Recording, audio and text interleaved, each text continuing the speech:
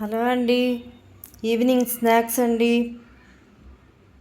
Garlic bread అండి. చాలా అంటే చాలా బాగుంది, చాలా టేస్ట్గా కూడా ఉందండి. ఫస్ట్ టైం అయితే నేను చేశాను.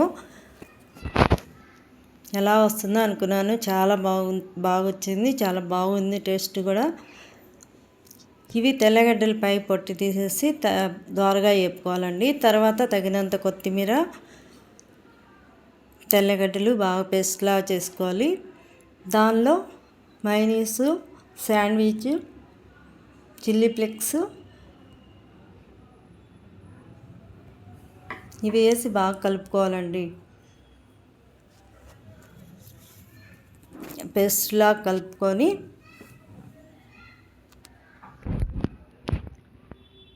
మూడు లేక 4 టేబుల్ స్పూన్లు మైనీస్ వేసుకోవాలి.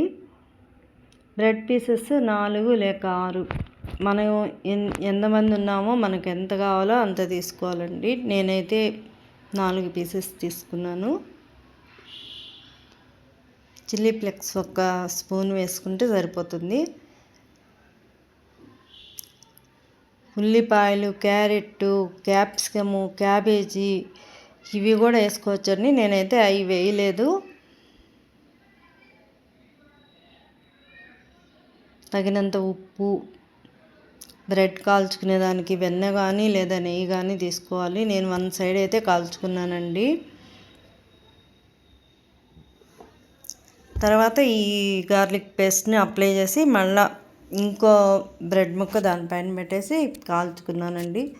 ఇక్కడ వచ్చేసి ఈ పెను మీద కూడా చేసుకుంటున్నానండి. ఇక్కడ ఓవెన్లో ఒక 6 చేశాను, 3 పీసెస్.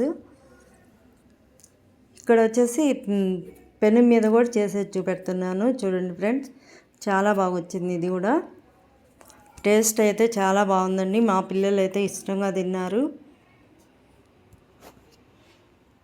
ఫస్ట్ టైం నా ఛానల్ చూస్తుంటే లైక్ చేయండి, షేర్ చేయండి ఫ్రెండ్స్. ఇది మామూలుగా బేకరీల్లో దొరుకుతాయి. నేనైతే ఈరోజు ఈవినింగ్ మా పిల్లలకి ఇలా చేసి పెట్టానండి.